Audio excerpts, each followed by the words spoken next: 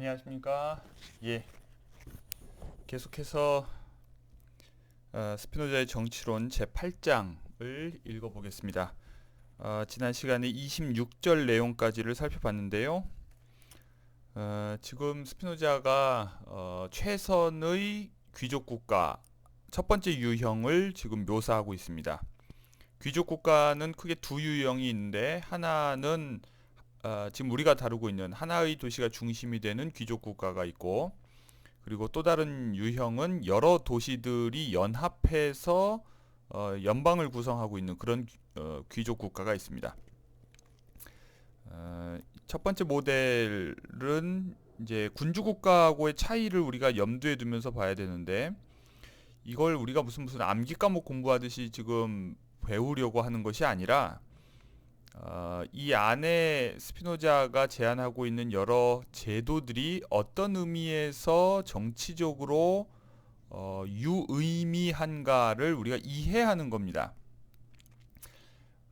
이 제도들은 과거 역사에, 그러니까 스피노자가 참고할 수 있는 한 2000년 정도의 역사에서 추출한 것이기도 하고, 동시에 우리가 가지고 있는 제도에 이미 스며들어 있습니다.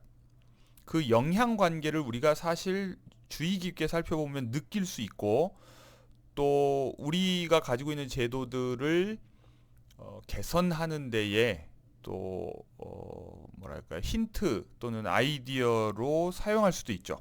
아무튼 이런 관점에서 좀 살펴보면 좋겠고요.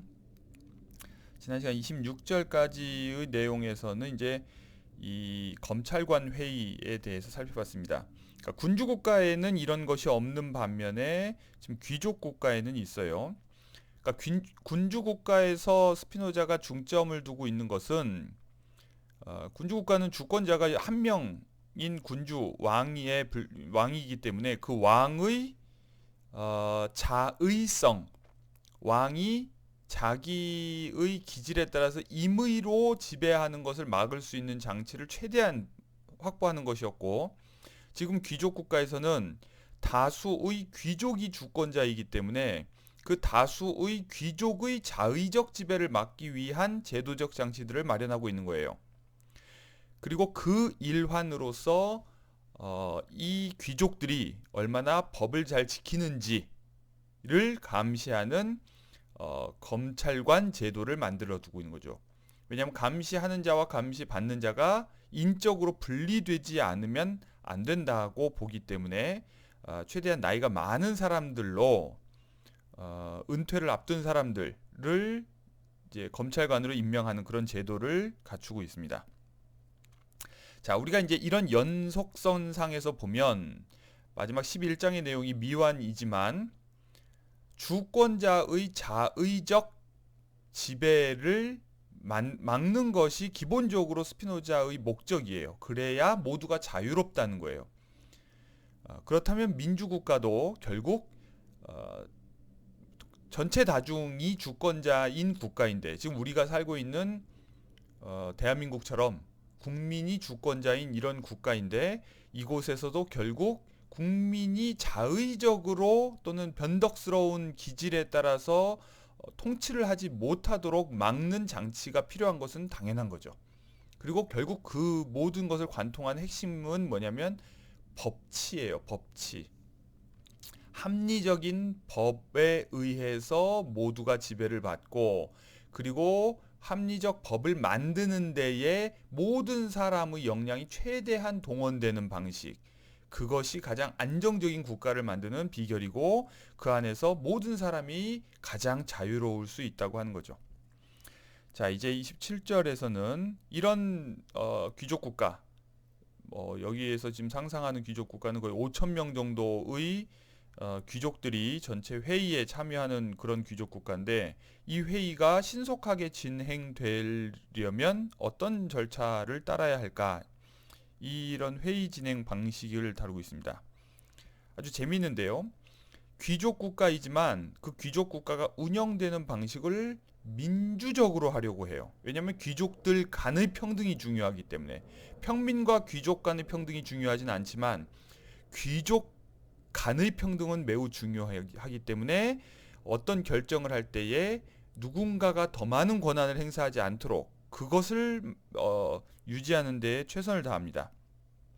그렇기 때문에 앞에서 언급했다시피 이런 최고 귀족회의, 전체 귀족회의에 어떤 의장이 필요하다는 주장에 동의하지 않아요. 스피노자는. 만약에 그런 사람이 존재한다면 귀족들 간의 평등이 깨지기 때문이죠. 자, 여기에서는 예를 들면 전체 귀족회의가 하는 일이라는 게 법을 제정하고 폐지하고 그 다음에 새로운 귀족을 선발하고 임명하고 관료를 임명하고 하는 이런 일들인데 이럴 때에도 어떻게 하느냐? 자, 27절 네 번째 줄에 보면 뭐냐면 먼저 예를 드는 게 지금 이제 관료 임명의 경우에요. 회의 구성원 가운데에서 몇 사람을 추첨을 통해 선발한다. 자, 지금 관료를 선발하는 경우에 관료 추천위원회를 구성하는데 그것을 랜덤하게 아주 임의적으로 무작위로 추출을 하는 겁니다. 그러면 모든 사람이 그 추천위원이 될 확률이 동일해지겠죠. 그렇게 해야 이 추천 과정에 누군가의 사감이 개입되는 것을 막을 수 있다는 거죠. 그래서 랜덤하게 추첨된 추천위원들이 있고 이 사람들이 이제 후보를 추천할 수 있도록 하는 거예요. 그래서 추천을 한 그 사람을 두고서는 모든 귀족들이 5천 명에 달하는 이 귀족들이 신속하게 자기 의견을 일일이 한 사람씩 말로 하면 시간이 걸리니까 옛날에는 이제 투표용 조약돌을 이용했어요. 그래서 검은 돌을 넣거나 흰 돌을 넣거나 이런 식으로 해서 찬성 반대를 표시했는데 그렇게 하면 누가 누구를 찬성했는지 반대했는지가 드러나지 않으면서도 신속하게 표결 처리를 할 수 있겠죠. 오늘날은 더 신속할 수 있어요. 왜냐면 전자장치를 이용해서 테이블에 앉아서 그냥 바로 버튼만 누르면 돼요. 국회에서 의결하듯이. 그러면 바로 찬반 여부가 딱 갈리죠. 그리고 그것을 기술적으로 비밀을 보장하는 방식으로 한다면 바로 찬성 몇 표, 반대 몇 표. 그러면 아마도 다수에 따라 다수 의결로 결정이 되겠죠. 그러면 바로 이제 그 추천된 관료의 동의가 있는지 없는지 여부를 바로바로 확인할 수 있는 거죠. 이런 식으로 신속하게 한다. 자, 지금 제가 얘기하는 것은 뭐냐? 우리는 보통 다수결이라고 하는 것이 민주적이라고 하는 생각은 하는데 누구에 대해서 다수결이냐에 대해서 별로 진지하게 생각하지 않아요. 그러니까 뭐냐면 후보자 선출 과정, 정당의 후보자 공천 과정이 민주적이어야 한다는 거에 대해서는 상대적으로 관심이 덜하다는 거죠. 그리고 이미 결정되어 있는 후보에 대해서 우리는 그냥 찬반을 표시할 수 있을 뿐이에요. 그렇죠. 특히 다른 지역에서라면 경쟁적인 후보들이 있을 텐데 호남 지역에서는 이번 우리가 국회의원 선거에서도 경험했듯이 거의 한 명의 후보를 두고 찬반을 묻는 방식이 나타났죠. 일당이 지배적이기 때문에. 바로 이럴 경우에 더더욱 중요한 것은 뭐냐? 누가 후보가 되느냐인데 이 후보 추천 과정에 우리가 사실상 관여할 방법이 별로 없고 그리고 관여하는 것이 꼭 민주적이냐? 스피노자가 보기엔 그렇지 않아요. 왜요? 관여를 한다면 열심히 참여하는 사람들의 의견이 과다대표되기 때문이에요. 그럼 가장 민주적인 방식은 뭐냐? 스피노자의 생각은 이 추천 과정 자체를 훨씬 더 랜덤하게 하는 거예요. 훨씬 더 무작위로 하는 거죠. 그러니까 이것이 스피노자가 생각하는 진정한 민주적 방식이에요. 또는 평등을 보장하는 방식이에요. 자, 이렇게 하면 결정할 때 모든 귀족의 권위가 동등해지고 업무가 신속하게 처리된다. 재미있죠? 자, 이런 제도를 이용하고 있습니다. 그리고 28절로 넘어가 봅시다. 28절에서도 자, 검찰관 회의에서도 그리고 다른 회의에서도 동일하게 조약도를 이용해서 비밀 투표를 해야 한다. 뭐 이런 얘기입니다. 자, 그리고 지금 여기 28절에서 또 새롭게 이제 언급하고 있는 것이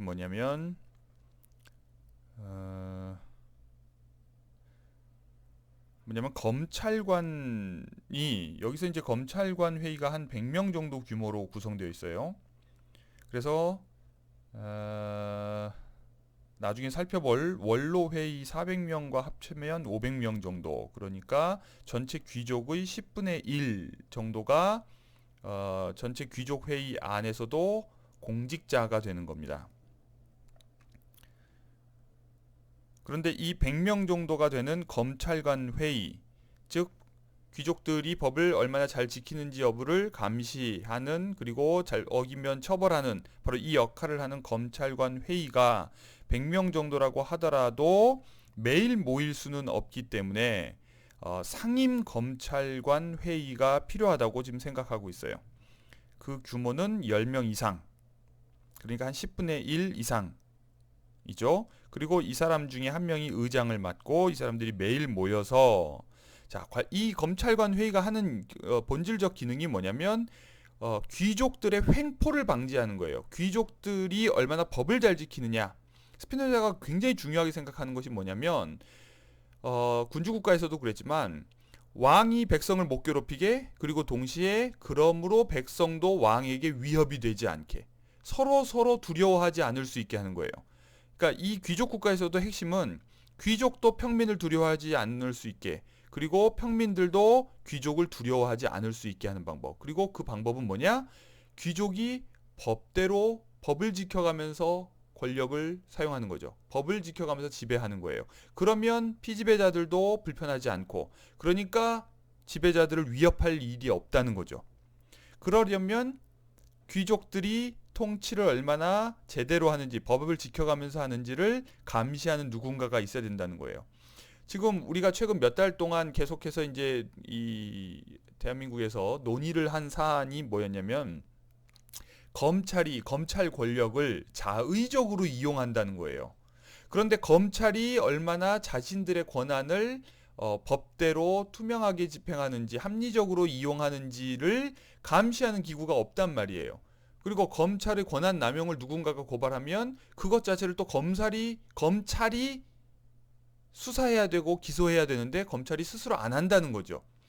바로 스피노자가 정확하게 지적하듯이 귀족이 통치자였을 때, 그러니까 법을 집행하는 사람도 이 귀족인데 그들이 법을 제대로 집행하고 있는지를 감시해야 하는 사람도 귀족이라는 모순이 발생한다는 거죠. 그래서 별도의 귀족을 감시하는 기구, 검찰관 회의라고 하는 별도의 기구를 만든 것처럼 검찰 자체를 또한 감시할 수 있는 권력 감시 기구가 있지 않으면 검찰은 무소불위의 기관이 된다는 거예요. 유일하게 그동안 검찰을 통제할 수 있었던 힘이 이른바 대통령에 의한 검찰총장 임명권이었는데, 그리고 검찰총장을 임명하는 그 권한을 이용해서 검찰을 때로는 길들이기도 하고 이용하기도 하고 타협하기도 했는데, 이것만으로 과연 충분하냐, 아니면 이것이 오히려 좋게 기능하기보단 나쁘게 기능하는 거 아니냐, 이제 이런 문제예요. 그렇기 때문에 검찰의 독립성을 보장하더라도 검찰을 동시에 감시할 수 있는 고위공직자 비리수사처, 공수처를 만들어야 된다, 이 얘기가 나온 거죠. 그래서 이제 7월부터 이제 출범한다고 하는데, 자, 여기서도 마찬가지로 그런 기능을 하기 위해서 검찰관 회의를 만든 거예요. 그러니까 상임 검찰관 회의는 무슨 일을 하냐? 관료들에 대한 평민의 불만과 비밀 고발을 듣는 거예요.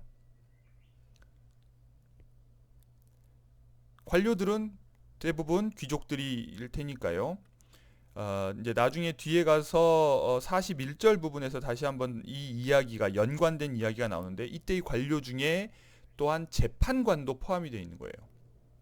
그러니까 재판관이 재판을 하는데 귀족에 대해서는 살살 처벌하고 평민에 대해서는 세게 처벌할 수 있죠. 귀족은 동료고 평민은 아래 것들이라고 생각할 테니까. 근데 이런 식이면 불만이 생길 거 아니에요. 재판이 공정하지 못하다고 하는 불만이 생기면 평민들이 나중에는 반란을 일으킬 수도 있어요. 수적 우위를 앞세워서. 그렇게 되면 귀족 국가가 불안정해지죠. 그럼 이것을 막을 방법이 있어야 되는 거죠. 그런 의미에서 재판의 공정성을 확보할 장치들이 필요한데, 그 중에 하나가 뭐냐? 바로 이 검찰관 회의를 통한 재판관의 감시 또는 재판 결과에 대한 심사 이런 것들이죠. 자, 그렇게 해서 만약에 평민들이 억울하다. 재판관이 또는 다른 관료들이 귀족들이 우리들을 뭔가 들들 볶는다. 부당하게 처벌하고 있다. 그러면 이것을 검찰관들에게 고발할 수 있어야 돼요. 이 검찰관은 평민과 관련된 존재들이 아니라 귀족과 관련된 존재예요. 즉 권력 감시 기관인 거죠. 그래서 이때 평민들이 고발을 했는데 고발 사실을 알면 고발당한 귀족이 그 고발한 평민이 누군지를 찾아내서 보복할 수 있잖아요. 그러니까 그것을 막기 위해서도 고발인들을 필요하다면 보호하기 위해서 상임 검찰관 회의가 필요한 거죠.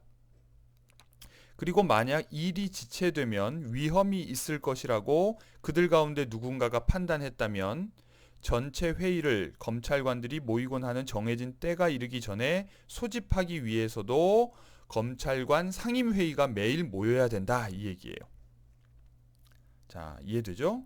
그러나 또 이 사람들이 너무 오래 임기를 가지고서 일을 하면 또 권력 집단화 할 수 있기 때문에 이것 또한 종신은 아니고 검찰관들은 종신이지만 이 상임 검찰관 회의는 6개월 임기로 좀 굉장히 자주 바꾸는 편인 거죠.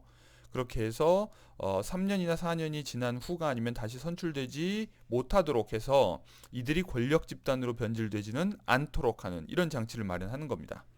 자, 임기 또는 재선출, 재선 또는 연임 규정 이런 모든 것들을 또는 연령 기준을 다 이렇게 계산해서 만들어야 된다는 거예요. 자, 이 책을 잘 공부하고 나면 여러분들도 국회의원이 돼서 입법을 할 수 있습니다. 자, 29절로 넘어가겠습니다. 자, 이 귀족 국가에는 첫 번째 부속 회의가 검찰관 회의라면 두 번째 부속 회의가 있는데 그것이 바로 원로 회의입니다. 자, 잠깐 그림을 보시죠. 이 책의 맨 뒤에 부록으로 제가 이 세 가지 국가 유형에 따른 권력 구조를 도식화해 놓은 게 있어요. 이건 전 세계에 유일하게 이 책에만 있어요. 스페셜 오퍼인데 굉장히 도움이 된다고 저는 생각을 하는데 한번 어쨌든 최대한 참고하시기 바랍니다. 자, 봅시다. 하나의 도시가 중심이 되는 귀족 국가예요. 이 귀족 국가에 자, 여기 약간 음영이 돼 있는 이게 이제 전체 귀족회입니다. 아니죠. 이게 전체 귀족회입니다. 이 전체 귀족회의가 약 5,000명으로 구성되어 있고 이 전체 귀족회의가 하는 일은 법률의 제정과 폐지, 동료 귀족과 국가 관료를 선발하는 일을 맡고 있어요. 그리고 새로운 세금의 부과, 그러니까 뭐든지 새로운 것은 주권자의 결정이 필요하기 때문에 이 전체 최고회의에서만 할 수 있는 거예요. 그리고 외교사절의 선발, 이것도 이제 결국 관료 선발과 같은 거니까 최고회의만이 할 수 있는 일이다. 그리고 전쟁과 평화의 결정, 그리고 도시들 사이의 분쟁 해결, 이런 것들은 최고회의에서만 할 수 있는 것, 즉 주권자의 결정사항이다. 우리나라에서도 최고로 중요한 근본적인 결정사항 이런 것들은 결국 국민투표나 전국 이런 것을 이용할 수죠. 아니면은 이제 그러니까 우리가 헌법 개정 같은 그런 중요한 사안은 국회의 3분의 2 이상의 동의가 필요하면서도 동시에 국민투표로 찬반을 물어야만 해요. 자, 그런 의미죠. 자, 이 최고회의를 감시하고 또 소집하고 이 최고회의가 다뤄야 될 안건을 제시하는 역할을 하는 검찰관 회의가 있습니다. 호법관이라고도 부를 수도 있겠고 고위공직자 수사처라고도 할 수 있겠고 굉장히 복합적인 기능을 하고 있어요. 동시에 아까도 얘기한 것처럼 이 귀족들이 평민을 괴롭히지 못하도록 하는 그런 보호장치도 하기 때문에 호민관 역할도 해요. 그러니까 이제 이걸 뭐라고 부르느냐, 어떤 이름을 붙이느냐에 따라서 이게 기능이 좁게 여겨지죠.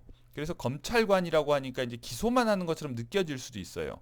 그러나 법을 수호하는 역할도 하고 평민들을 보호하는 역할도 하고 여러 가지 복합적 기능을 한다. 이렇게 이해하시면 좋겠습니다. 이 검찰관 회의는 약 100명으로 구성되고 그러니까 50대 1의 관계라고 그랬죠. 50대 1의 이 비율이 유지되어야 된다. 그리고 종신직이에요. 그러니까 종신직이기 때문에도 나이가 더 많아야 되겠죠. 만 60세 이상.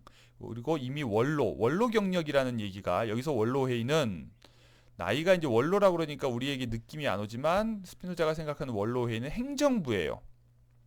행정부. 그러니까 어떤 의결기관이 아니라 집행기관이에요. 그 경력이 필수로 있고, 그러나 이제 우리가 내각 책임제, 의원 내각제의 국가에서 볼 수 있는 것처럼 이 독일이나 일본이나 영국의 경우에 입법부가 먼저 구성되고 그 입법부의 다수당이 집행부를 구성하죠. 그런 것과 유사한 방식으로 입법부에서 파생된 권력기관이 행정부인 거예요. 그러니까 지금 우리나라와 같은 대통령제 국가에서 행정 권력과 입법 권력이 완전히 분리되는 것과는 다른 거죠. 자, 아무튼 원로 회의는 행정부다 이렇게 이해하시고, 이 원로 경력이 필수다. 그리고 군대의 일부를 보유하고 있고, 그래야 강제력을 사용할 수가 있죠. 그리고 국가 수입과 연동되는 보수를 지급받아요. 이게 무슨 말이냐면 국가가 잘 돼야 자기들도 보상을 받는 방식이어야지, 국가 전체의 어떤 경제적 이익과 반대되는 방식으로 이익이 늘어나는 식이면 공익을 위반하는 쪽으로 행동할 가능성이 있기 때문이죠. 바로 이런 걸, 그러니까 예를 들면 우리나라에서도 공무원의 급여 규정을 전체 국민 경제 또는 국가 경제의 성장에 연동시켜서 보상하는 방식, 그것이 굉장히 합리적일 수 있죠. 그 다음에 또 하나는 국민의 평균 임금 수준과 연결해서 그보다 몇 배 이상 많지는 절대 못하게 한다거나 뭐 이런 식의 규정들, 바로 이런 규정을 두는 겁니다. 그러면 공무원들이 최대한 국가 경제가 잘 되도록 노력할 거고 국민들의 소득이 늘어나도록 노력할 거 아니에요. 아니면 그렇기 때문에 이제 옛날에 정의당에서 그런 걸 주장했었죠. 뭐냐면 그 국회의원들의 세비를 최저임금의 몇 배 이내로 제한하는 법. 그러면 국회의원들이 자기의 세비를 높게 받기 위해서도 최저임금을 높이려고 노력을 하겠죠. 바로 이런 식의 제도적 해결법을 모색하는 겁니다. 자, 지금 우리가 좀 전까지 다뤘던 건 뭐냐면 그 전체 검찰관 회의 중에 일부 10분의 1 정도의 규모의 상임 검찰관 회의입니다. 이 상임 검찰관 회의는 의장을 포함한 10명 이상, 즉 10분의 1 이상의 규모고, 그 다음에 이 사람들이 6개월 임기로 3, 4년 후에 재선출이 가능한데 이들이 매일 모여서 검찰관 회의가 해야 할 일들을 하고 있는 거죠. 자, 여기 이제 원로 회의라고 하는 것이 이제 새롭게 29절부터 논의되고 있습니다. 이 원로 회의는 약 400명 정도로 구성이 돼요. 그러니까 이 400명 정도의 원로와 100명 정도의 검찰관을 합치면 500명 정도, 즉 전체 귀족의 10분의 1 정도의 규모가 되는 거예요.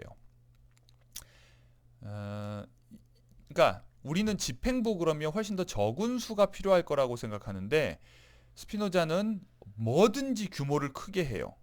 왜냐하면 그래야 작은 집단의 전횡 가능성이 줄어들고, 그리고 집단이 많으면 많을수록 그 안에 탁월한 자들이 포함되어 있을 가능성 또한 높아진다는 거예요. 그러니까 오늘날 우리가 가지고 있는 그 현대의 관료 제도는 관료를 시험으로 선발함으로써 탁월한 사람들만 뽑는 엘리트주의적인 해결 방법이죠.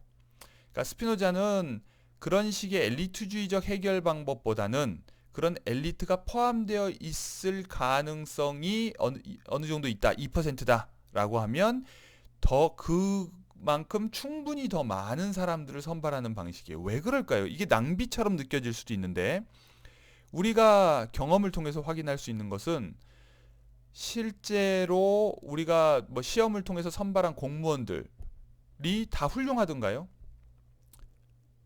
어떤 부분에서 뛰어날 수 있지만 많은 부분에서 그 역시 인간이기 때문에 굉장히 문제가 많다는 것들을 자주 보죠.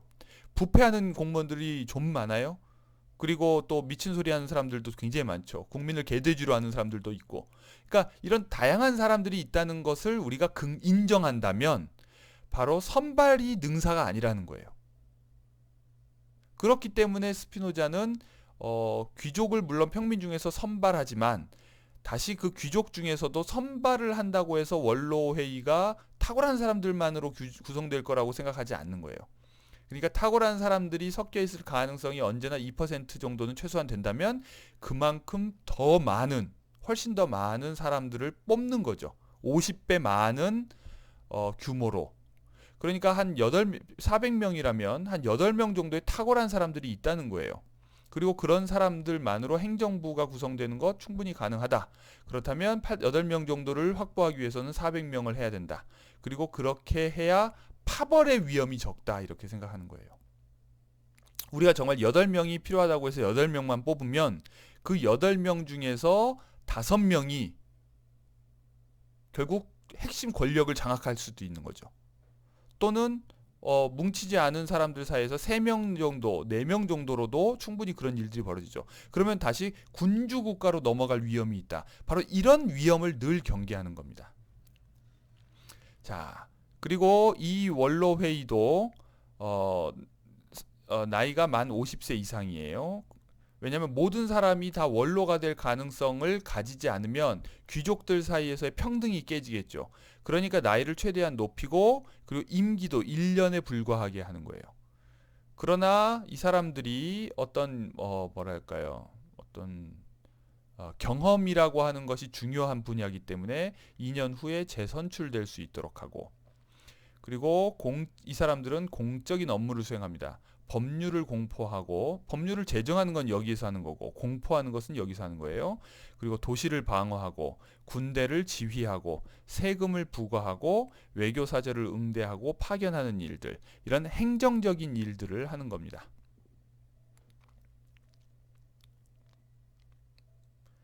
자, 그리고 다시 이 원로 회의도 늘 상시적으로 400명이 모여 있을 수는 없으니까 그러니까 5,000명이 상시적으로 모여 있을 수 없듯이 원로회의 400명도 365일 모여 있을 수 없어요. 그러면 경제 활동은 누가 하겠어요? 그러니까 이 사람들 중에서도 일부를 또 선출해요. 그렇게 해서 약 30명으로 구성된 집정관, 즉 상임 원로회의예요. 그러니까 로마 시대의 집정관이라고 하는 제도는 기껏해 2명이었어요.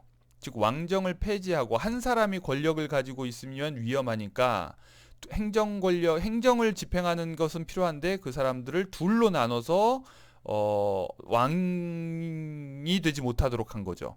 그런데 스피노자는 여기서 더 나아가서 2명 정도의 집정관이 필요하다? 그러면 거기서 한 50배 늘려 이런 식인 거예요.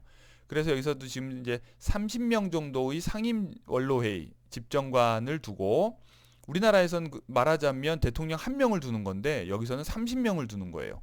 그리고 임기를 대신 훨씬 더 짧게 하는 거죠. 권력을 장악하지 못하도록 임기를 더 짧게 2, 3개월로 하고 그 다음에 이들이 전체 원로회의를 소집하고 해산할 수 있는 권리를 가지고 원로회의의 결정을 집행하는 역할을 합니다.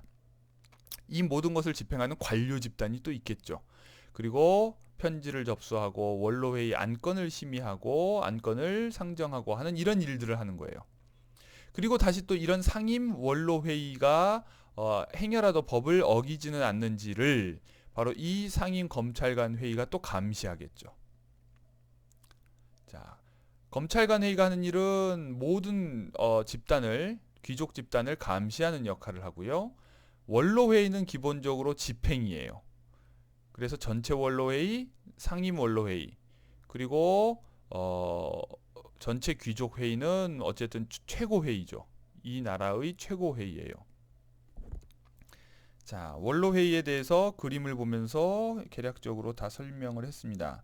중요한 것은 이제 귀족의 평등을 보장하는 거예요. 그래서 모든 사람이 동일하게 원로가 될 수 있다는 희망을 가지고 평소에 점잖게 자기 행실을 올바르게 유지하면서 살 수 있도록 하면서 동시에 경험이 많은 사람들이 포함될 수 있도록 하고, 그리고 또한 지혜와 덕성이 탁월한 사람들이 그 안에 반드시 포함될 수 있도록 그렇게 하기 위해서 이렇게 규모와 그리고 나이와 임기와 재선 가능성 여부를 규정하는 거죠.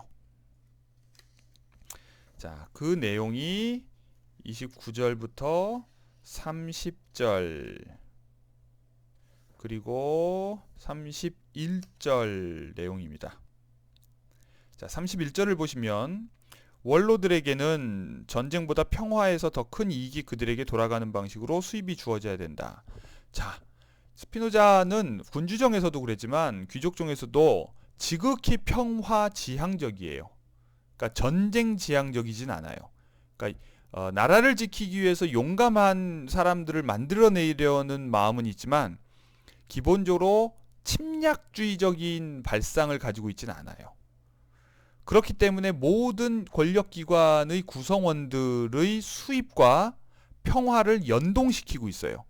평화로울 때 나라도 부유해지지만 동시에 자신들도 부유해질 수 있는 방식으로 수입을 만드는 거죠. 자, 이 당시가 상업국가, 상업시대라고 생각을 하면 당시 네덜란드, 영국 다 이제 엄청난 상업국가였죠. 이때 오늘날 우리가 이제 이 17세기의 스피노자의 이런 아이디어가 18세기의 칸트로 이어지고요. 그리고 19세기, 20세기 오늘날 우리가 배우고 있는 정치학으로도 다 이어집니다. 그게 뭐냐면 상업의 발전이 사람들, 나라들, 국가들의 관계를 상호 의존적으로 만들고 자, 저를 보십시오. 이제 자, 국가들의 관계를 상호 의존적으로 만들고 그렇게 해서 경제적 상호 의존성이 높아지면 높아질수록 전쟁을 하려는 생각이 줄어들 것이라고 하는 거예요. 바로 이런 생각이 18세기, 19세기에 점점점 많아졌어요. 그런데 그런 생각을 스피노자가 굉장히 선구적으로 지금 17세기에 하고 있는 거예요.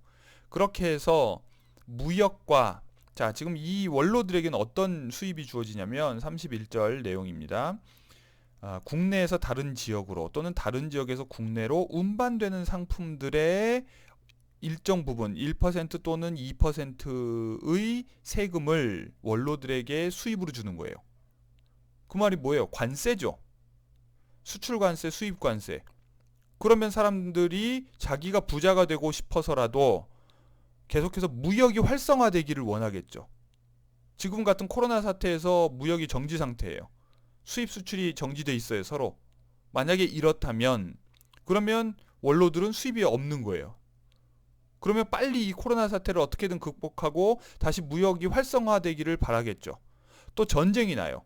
전쟁이 나면 당연히 이제 해상 국가들이야 전쟁이 나면 해상 무역이 다 중지될 거 아니에요.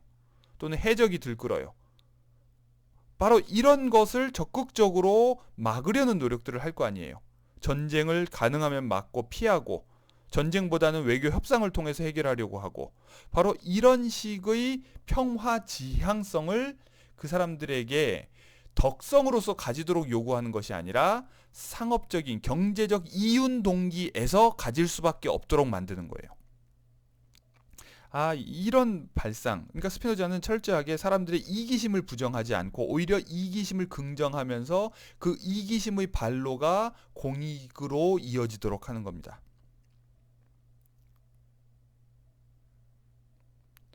자, 그리고 또 중간 부분 봅시다. 즉 현직 원로나 원로의 직무를 마친 사람은 군대의 어떤 직위도 맡을 수 없다. 아버지나 할아버지가 현재 원로이거나 자신이 지난 2년 사이에 원로 신분을 가졌던 사람 중에서 장군이나 사령관을 임명하는 것도 허용될 수 없다. 왜 그럴까요? 자, 최대한 군대와 행정부를 분리시키는 거예요. 즉 행정부가 군대와 연결되어 있으면 행정부가 군대를 이용하려고 할 수도 있으니까 그러니까 군대의 논리와 행정부의 논리. 그러니까 우리나라도 군대의 독립성을 보장하는 것 또는 민주적 통제라고는 하지만 어떤 선거를 목적으로 군대를 이용하지 못하도록 할 장치가 필요한 거죠. 지금 트럼프 대통령이 자기의 재선을 위해서 워싱턴 DC에 주 방위군을 투입하는 이런 결정을 내리고 심지어 군대를 투입한다 뭐 이런 얘기까지 했어요. 그러니까 국방장관이 거기에 대해서 반대하고 뭔가 군대 철수 명령을 내리고 뭐 이런 일이 있었죠.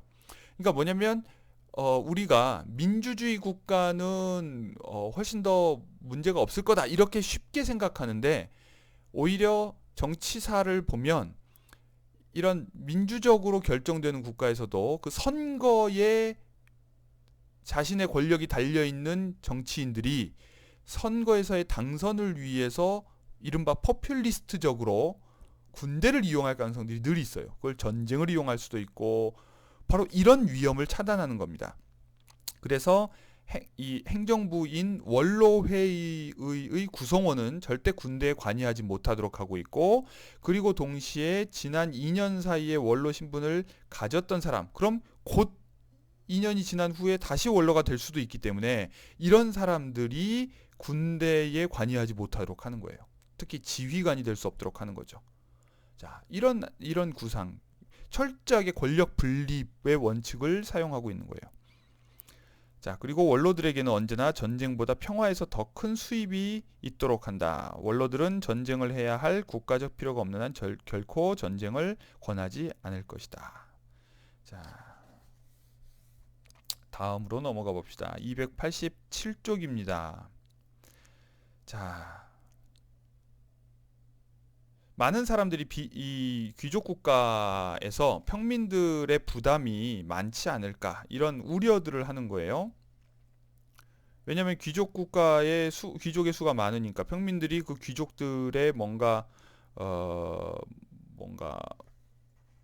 낭비나 뭐 이런 것들을 귀족들에게 비용 전가하지는 않을까 또는 국가 운영에 필요한 비용들이 평민들에게 부과되지 않을까 이제 이런 우려들이 있을 수 있죠. 특히 이제 군주국가와 비교해서 이런 관료들 공무원 우리가 이제 국회의원들이 늘어난다 그러면 세비 걱정하듯이 이렇게 최고회의는 이제 그냥 귀족 회의지만 검찰관 회의에 이제 그 수입이 주어져야 되고 원로 회의에도 돈을 줘야 되고 이제 이런 식의 봉급이 지불되는 국가 관료들이 존재할 때 이것이 평민들에게 부담이 되지 않을까 이런 걱정을 하는 거죠. 그런데 이제 스피노자는 무슨 얘기를 하냐면 평화와 자유를 지키기 위해 부과되는 국가의 비용은 위에서 7번째 줄입니다. 아무리 커도 시민들이 지지하고 그 비용은 평화가 가져다주는 유익에 의해 보전된다. 그러니까 우리가 때로는 국방비를 되게 낭비라고 생각하지만 그 국방비가 전쟁을 억제하는 데 사용된다고 하는 확신이 있다면 그것은 평화를 위한 비용이 되고 그것을 통해서 우리가 전쟁이 났을 때 잃게 될 것과 비교해서 훨씬 더 많은 이익을 누린다는 것을 우리가 확신할 수 있다면 기꺼이 지불하게 되는 거죠. 바로 그런 논리로 바로 이런 검찰관 회의나 원로 회의 또는 군대의 유지가 궁극적으로 평화 지향적이라면 이것이 전쟁 발발을 막는 데 기여한다면 일반 평민들도 자신들의 부를 위해 이것이 필요하다는 것을 인정하게 될 것이다. 이런 얘기예요. 그리고 역사적으로 당시 홀란드인들이 되게 무거운 세금을 냈던 모양이에요. 그런데 그 세금을 왜냐하면 홀란드는 17세기에 제가 여러 번 얘기했지만 해상 무역을 통해서 엄청난 부를 모은 17세기 최고의 강대국이었어요. 17세기 황금기를 보낸 해양 제국이었는데요. 동인도 회사, 서인도 회사, 그러니까 이런 상업적인 컴퍼니들을 이용해서 영향력을 확대한 그런 나라였어요. 그렇기 때문에 그 상업적 이익을 보호하기 위한 호송선단 예를 들어 이제 물건들을 싣고 왔다 갔다 하는 이런 배들을 지키는 콘보이 선단들이 필요한 거예요. 호송 선단들이. 안 그러면 해적의 이 공격을 받을 수도 있고 다른 나라 군대의 공격을 받을 수도 있고 그렇기 때문에 동시에 해상 군사력을 굉장히 해군력을 증강할 수밖에 없었죠. 그럴 필요가 있었어요. 그러나 그 해군력의 증강을 이 상인들이 낭비라고 보지 않았다는 거예요. 왜냐하면 그것을 통해서 오히려 자신들의 상업적 이익이 보호받기 때문에. 바로 이런 선순환에 대한 확신만 있다면 사람들은 기꺼이 비용을 부담한다. 이 얘기입니다. 자, 32절로 넘어가 보겠습니다. 최고회의에 의해 선출된 검찰관 가운데 몇몇 사람이 원로회의에 투표권 없이 참석해야 한다. 자, 원로회의도 법을 잘 지키는지를 누군가가 감시해야 하는 거죠. 그리고 감시하는 사람이 의결권까지 가지면 권력자가 되기 때문에 검찰관 회의는 어디에서도 투표권 없이 참여합니다. 자, 그래서 어떤 안건이 원로회의에서 최고회의로 회부되어야 할 때 최고회의가 소집을 해야 하니까 최고회의를 소집하는 역할을 바로 이 검찰관들이 하니까 검찰관이 반드시 원로회의에 참가해야 된다 하는 겁니다. 자, 다시 보면 이 검찰관 회의가 이 전체 최고회의도 감시하고 소집하고 안건을 제시하고 여기에 참가를 하고요. 바로 이들도 여기에 원로회의에 참여를 하는 거죠. 그래서 원로회의가 모이면 이 검찰관들이 이 앞줄에 딱 줄지어서 앉는 거예요. 자, 봅시다. 33절입니다. 이 전체 원로회의는 매일 모이지는 않고 정해진 때에 정기회의를 하면서 모여야 된다. 그리고 평소에 해야 할 일들이 있을 때는 상임원로회의, 즉 집정관 회의를 통해서 한다. 자, 아까 이들이 하는 일에 대해서는 여기서 설명했습니다. 자, 이제 34절로 넘어가 봅니다. 이 원로들은 1년 임기로 선발되는데 이 원로회의입니다. 이 400명 정도 되는 원로회의가 4분반 또는 6분반으로 나누어져야 한다. 이 원로회의를 운영하는 방식을 매우 흥미롭게 지금 설명하고 있어요. 스피노자는 끊임없이 주권자들 간의 평등 그리고 주권자와 피치자 간의 힘의 균형을 중요하게 생각합니다. 이 두 가지가 핵심이에요. 주권자와 그러니까 지배자와 피지배자의 힘의 균형 그리고 지배자들 간의 평등. 자, 그래서 군주국가에서는 피지배자이지만 바로 최고자문관 회의에 속한 그 시민들 간의 평등을 보장하려고 노력했고 지금 귀족 국가에서는 귀족과 평민 간의 힘의 균형 그리고 귀족들 간의 평등을 최대한 추구하는데 바로 이 원로 회의에서도 그렇게 하고 있어요. 그게 뭐냐? 아까 앞에서 어떤 회의가 있으면 반드시 의장이 있어야 된다고 하는 발상 그것이 군주정적 습관이라고 스피노자는 생각하고 있어요. 반드시 필요한 건 아니라는 거죠. 그렇기 때문에 귀족 회의에서는 귀족 국가에서는 그런 식의 역할을 모든 사람이 평등하게 돌아가면서 맡아야 된다는 거죠. 방법이 뭐냐? 분반으로 나누고 그 분반이 3개월마다 또는 2개월마다 돌아가면서 좌석 배치도 돌아가면서 하고 돌아가면서 어떤 의장국 역할 같은 걸 맡는 거예요. 그러니까 우리가 그 G20 정상회담 이런 거 있죠. 그래서 우리나라에서도 몇 년 전에 MB 정부 때였나요? 서울에서 G20 정상회담을 한 적이 있어요. 바로 이때 그 G20 정상회담 그러니까 의장 국가가 해마다 바뀝니다. 그 당시에 의장 국가가 대한민국이었던 거죠. 유럽 연합도요. 바로 유럽연합 집행위원회에서 의장 국가가 해마다 바뀌어요. 그래서 돌아가면서 어느 나라가 올해는 의장, 어느 나라가 뭐 의장 이런 식으로 하는 건데 바로 그런 식의 순환 보직의 개념을 도입하는 거예요. 그러면 한 사람이 의장이 돼서 왕과 같은 권력을 행사할 위험이 없어지는 거죠. 그래서 약 400명이면 예를 들면 이것을 4분반으로 나눈다. 그러면 100명씩 한 분반이 되는 거겠죠. 그리고 그 사람들을 이렇게 계속해서 돌아가면서 3개월 단위로 3, 4, 12, 1년이니까 그렇게 1년 임기 동안 분반별로 자리를 이동해 가면서 맨 앞에 앉은 그 분반이 의장 국가처럼 의장 분반 역할을 하고 그 100명 중에서 일부가 여기서는 지금 한 약 30명이죠. 그 일부가 각각의 분반이 그 분반에서 의장과 부의장 그리고 또 일부 사람들을 추첨이나 투표를 통해서 선출해서 바로 이렇게 집정관 상임 원로 회의를 구성하는 겁니다. 그러니까 한 3분의 1 정도의 규모죠. 이 3분의 1 정도의 규모가 의장과 부의장 그리고 상임 원로 회의 역할을 맡아서 2개월이나 3개월 후에는 다시 또 다른 분반에 속한 사람들이 이 역할을 맡게 되는 거예요. 아주 흥미로운 방식입니다. 예를 들면 제가 그냥 또 이거에 그냥 자극을 받아서 아이디어를 떠올리면 이런 겁니다. 제가 지난 시간에도 왜 우리는 학생회를 구성할 때 학생회장 이런 식으로 뽑느냐 이제 이런 얘기를 했는데 우리는 그렇게 이게 이제 왕정적 습관이 남아 있는 거라는 거죠. 그럼 만약에 우리가 학생회를 지난 시간에는 제가 무슨 어떤 위원회 또는 평의회 식으로 한다고 그랬는데 평의회를 선출할 때의 단위를 학회나 뭐 학번별 모임이나 뭐 이런 식으로 단위를 해서 랜덤하게 할 수도 있고 또 이제 다른 방식은 여기와 관련해서 얘기하면 지금 이제 예를 들어 정치외교학과 학생들도 학회별로 대충 단위가 구성되어 있단 말이에요. 그리고 지금은 마치 학생회가 또 다른 학회나 동아리처럼 이렇게 별도로 있는데 그게 아니라 학회별로 사람들을 이렇게 나눈다면 그렇게 나누어서 각 학회에서 또 추첨이나 선발을 통해서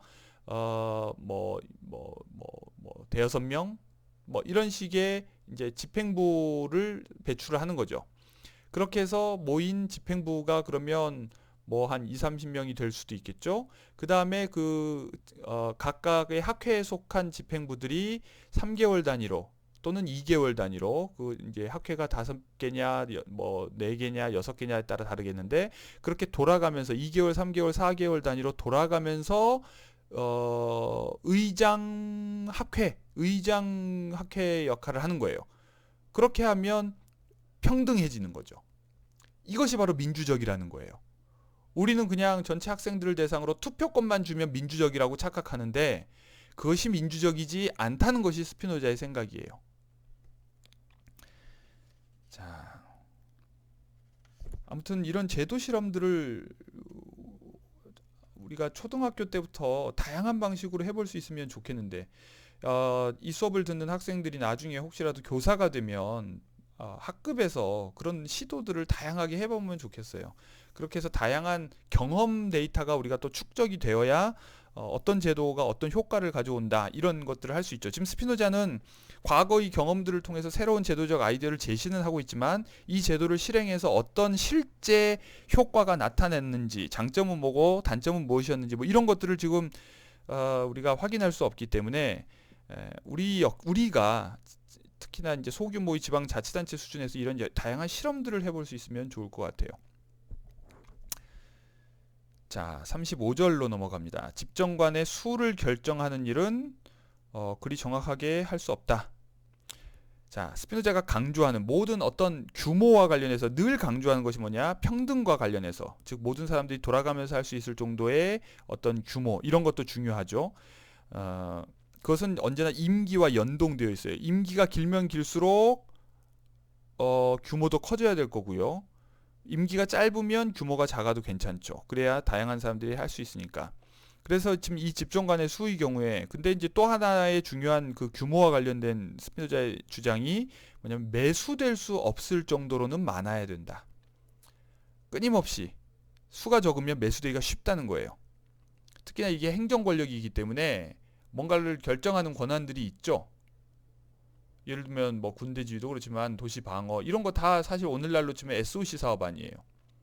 그리고 외교사절 응대 파견 이런 것도 다 약간의 이제 그 파견이니까 우리나라로 치면 대사 선발 뭐 선발은 여기서 하지만 대사 파견 뭐 이런 것도 관련되고 세금 부과도 그렇고 여러 가지 권력 기관이기 때문에 이 원로 회의 특히 상임 원로 회의도 최대한 규모를 작게 하고 아니, 규모를 크게 하고 너무 작지 않게 매수될 수 없을 정도로는 많게 그리고 임기를 짧게 이렇게 하는 겁니다.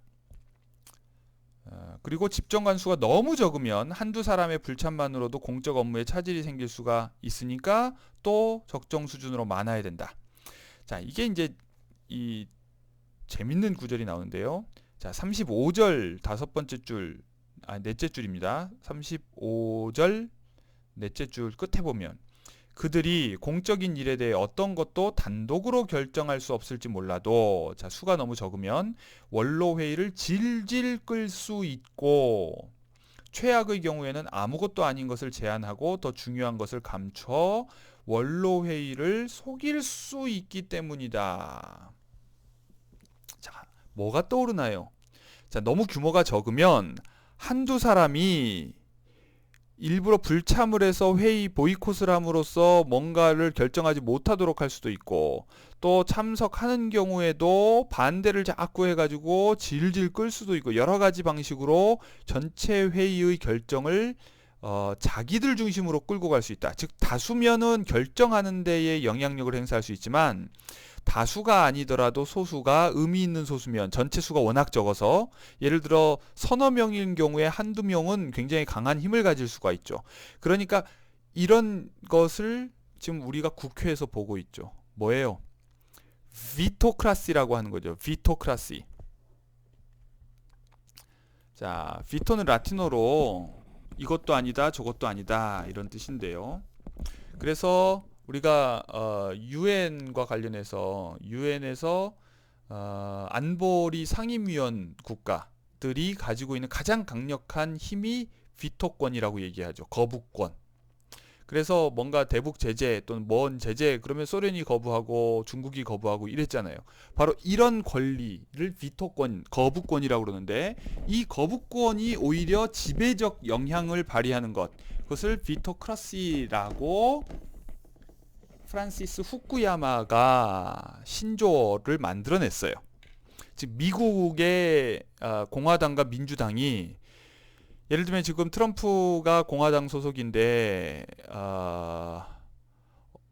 상원을 공화당이 가지고 있던가요? 그리고 하원이 아마도 민주당이 다수일 거예요. 그래서 펠로시 의장이 민주당 소속이죠. 그러니까 이제 하원이 비토를 하면 법 통과가 안 되는 거예요. 그래서 이제 미국에서 우리가 해마다 연초에 보면 자주 보는 게 뭐냐면 뭐죠? 셧다운? 셧다운이에요? 락다운이에요? 셧다운? 그 예산안이 통과가 안 돼가지고 공무원들 연방 공무원들 월급 못 주고 그래서 아예 그냥 뭐 정부가 마비되고 이런 일들이 반복적으로 벌어지죠. 바로 이런 일들이 왜 벌어지느냐? 양당 체제에서 어느 한 당이 과반수가 되지 못했지만 어쨌든 소수 정당이지만 발목을 잡을 수 있는 어떤 거를 가지고 계속해서 비토하는 이런 일들을 얘기하는 거예요. 우리나라에서도 지난 20대 국회까지 제1당은 더불어민주당이었지만 절대 과반을 차지하지 못했죠. 그리고 다른 야당들과 합쳐서만 과반을 확보했고 그렇기 때문에 지금 미래통합당이 그 전에 당 이름이 뭐였죠? 당 이름이 하도 바뀌니까 아무튼 이 야당이 비토권을 행사해서 계속해서 의회의 어떤 의결을 막아왔죠. 그래서 그나마 패스트 트랙이라고 하는 제도를 이용해서 1년만 지나면 자동으로 본회의 상정이 되도록 하는 그 방식을 이용해서 선거법 개정안도 통과되고 공수처법도 통과되고 이런 거였어요. 바로 이런 현상을 비토크라시라고 하는 거예요. 근데 그런 이유가 벌어지는 이유가 뭐냐? 국회가 우리가 뭐 원내 정당이 그 당시에 서너 개였긴 하지만 사실상 양당 대립 구도 같은 형태 또는 몇 개 없는 상태. 예를 들어 정당 하나하나를 우리가 사람으로 보면 어, 이른바 4-5명밖에 안 되는 거죠. 스피노자는 자 바로 이 상임 원로회의, 즉 집정관 회의에서 규모가 너무 적어서 한두 사람의 영향력이 과다대표되고, 그래서 이 사람들이 전체 결정을 좌지우지하거나 아니면 최소한 결정을 질질 끌어서 방해하는 이런 일을 하지 못하도록 해야 한다는 거예요. 그러려면 기본적으로 수가 많아야 된다. 매수될 수 없을 정도로 많아야 하고, 소수가 어떤 결정을 방해할 정도로 적지는 않아야 된다. 그래서 스피노자가 대충 계산한 것이 30명 정도다. 자, 이렇게 제안을 하고 있습니다. 바로 이 아이디어들, 이 정치 현상을 바라보는 스피노자의 시각을 잘 보시는 게 중요합니다. 그리고 임기가 2개월 내지 3개월밖에 되지 않기 때문에 30명은 적어 보이죠. 그러니까 30명은 적지만 그래서 상대적으로 매수하기가 쉬워 보여요. 400명이나 5,000명, 100명 이런 거하고 비교하면 매수하기가 쉬워 보이죠. 그러나 임기가 짧기 때문에 매수의 의미가 없어지는 거죠. 바로 이런 원리를 도입하는 겁니다. 그래서 35절 맨 마지막 문장에 뭐라고 그러냐면, 그렇기 때문에도 바로 이 상임 원로회의 집정관을 언제 선출하느냐, 미리 선출해두면 미리 매수를 해둘 수가 있으니까 매수를 방지하기 위해서 미리 선출하지 않고 바로 딱 필요한 그때 결정한다는 거죠. 자, 재미있죠? 자, 36절 집정관의 직무는 뭘 하는 거냐? 원로회의를 소집하는 거다. 그리고 이 원로회의에 집정관이 안건을 제시하고, 또 원로회의가 끝나면 회산하고, 또 원로회의가 결정한 것을 이 상임 집행하고, 뭐 이런 겁니다. 이때 어떤 절차를 거쳐야 되느냐? 자,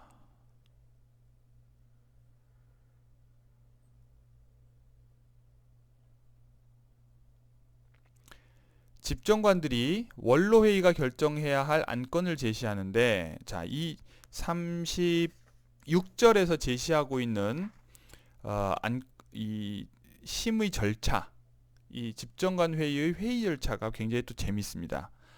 아까 앞에서 최고회의가 5,000명 정도가 모여가지고 관료를 선발할 때 굉장히 신속하게 하기 위해서 어떤 절차를 거치는지 설명했는데요. 여기서는 이제 신속함보다는 오히려 어떻게 해야 최대한 합리적인 결정이 나올까에 초점이 맞춰져 있습니다. 그게 뭐냐면, 먼저 이 집정관들, 이 30명 정도 규모의 집정관들 사이에서 만장일치의 의견이 있다면, 자, 295쪽 6번째 줄 정도입니다.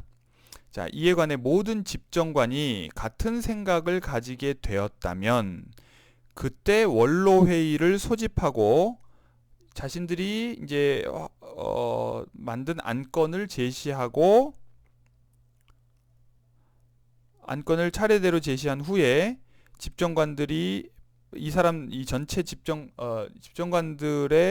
판단이 어떤지를 설명하고, 그 다음에 이견 같은 건 듣지 않고 그냥 바로 전체 원로회의에 표결에 붙이는 거예요. 왜냐? 집정관은 전체 원로회의의 약 12분의 1 정도의 규모인데요. 이 사람들이 만장일치라면 어느 정도 대표성이 있다고 보는 거예요. 그래서 이 사람들이 만장일치라면 그 안건을 제시하고 굳이 이견 토론하지 않고 바로 표결에 붙이는 거죠. 합리적이죠? 만약에 이 집정관들의 의견이 일치되지 않고 둘 이상으로 갈린다면 그때에는 제시된 안건과 관련된 의견들 가운데 더 많은 수의 집정관이 옹호한 의견이 원로회의에서 먼저 언급되어야 한다는 거예요. 즉 1안과 2안 또는 3안 이런 식으로 그 안건에 대한 이 집정관들의 판단의 가중치를 두어서 설명하는 거죠. 그리고 그렇게 해서 1번 의견에 대해서 어떻게 생각하십니까? 라고 표결에 또 붙이는 거예요. 그래서 투표를 한 표석을 계산했을 때 비밀투표를 한다는 거죠. 이 의견이 절대다수, 즉 과반수에 의해서 승인되면 오케이인데 과반이 동의하지 않으면 그러면 다시 이제 두 번째 의견을 제시하고 그리고 또 두 번째 의견에 대해서 표결을 한 다음에 또 과반이 되지 않으면 세 번째 의견을 제시하고 이런 식으로 각각의 의견에 대한 전체 원로회의의 의견을 묻는 거예요. 그렇게 해서 절대다수에 의해서 승인이 되지 않으면 절대다수가 아니란 얘기는 기권과 반대표가 어쨌든 더 많다는 얘기죠. 그렇게 해서 모든 의견에 대해서 과반이 확보가 되지 않았으면 이제 원로회의가 연기되는 겁니다. 자, 우리는 보통 시간에 쫓겨서 급박하게 아니면 그냥 편의주의적인 거죠. 절대 과반이 없으면 그냥 상대 과반이라도 상대 다수라도 되면 그냥 그 안건을 통과시켜버리는 아주 게으른 표결 방식을 사용하면서 그걸 민주적이라고 우기고 있어요. 그런데 스피노자는 그러면 숙고가 필요하다는 거예요. 즉 이 집정관들이 제시한 안건 중에 어느 것도 의견 중에 어느 것도 만장일치를 보지 못한 의견 중에 어느 것도 전체 원로회의의 절대다수의 동의를 얻지 못했다면 일단 숙고가 필요하다고 보는 거예요. 그렇게 해서 회의를 연기하고 그래서 더 많은 사람을 만족시킬 수 있는 다른 어떤 방법이 혹시 발견될 수 있는지를 생각해 보라는 거죠. 그렇게 해서 이 생각을 하고 해산된 시간 동안 생각을 해보고 그럼 사실 물밑에서 서로 뭐 교섭을 하기도 하고 뭐 이렇게 막 뭐 뭔가 이루어지겠죠. 그러니까 국회도 의결이 안 되면 해산해서 정당들끼리 열심히 또 타협도 하고 뭐 하는 거예요. 바로 그런 식의 시간이라고 하는 팩터를 집어넣어서 최종적으로 결정되는 의견의 합리성을 높이는 거죠. 자, 그렇게 해서 숙고를 강제한 다음에 그 다음에 이제 다시 모입니다. 그래서 만약 다른 어떤 방법도 발견되지 않았다면 대안적인 방법이 발견되지 않았다면 또는 만약 발견된 방법이 원로회의의 절대다수에 의해 승인되지 않았다면 자, 이제 원로들 각각의 의견을 들어봐야 되는 거예요. 그러니까 의견 절차가 계속 처음에는 기준이 높고 그 다음에 기준이 조금 낮아지고 하면서 계속 이제 내려가죠. 그래서 이 원로들 각각의 의견을 들어보고 만약 어떤 의견에도 원로회의의 절대다수가 찬성하지 않았다면 즉 이 집정관들의 의견이 후져서 절대다수가 안 나온 걸 수도 있으니까 원로들 중에 그럼 다른 대안이 있으십니까? 해서 누군가가 대안을 제시했는데 그것도 과반이 안 되고 그래서 어느 의견에 대해서도 과반이 안 되면 이제는 과반을 추구하기보다는 상대 다수를 추구하는 쪽으로 가는 거죠. 그래서 어떻게든 무결정 상태로 남거나 일종의 그 다수가 동의하는 의견이 없게 만들지 않고 방치하지 않고 상대 다수의 의견으로라도 결정을 하는 이런 제도를 지금 만들어 두고 있는 거예요. 자, 그런 의결 절차, 즉 기권을 빼고 찬반만을 계산해서 그래도 찬성이 많다면 통과시키는. 자, 그러니까 기권을 계산하는 방식이 다른 거죠. 우리는 보통 기권은 반대로, 그러니까 기권은 동의로 취급하는 경우가 있고 반대로 취급하는 경우가 있는데 스피노자는 처음에는 기권도 반대로 취급하는 거예요.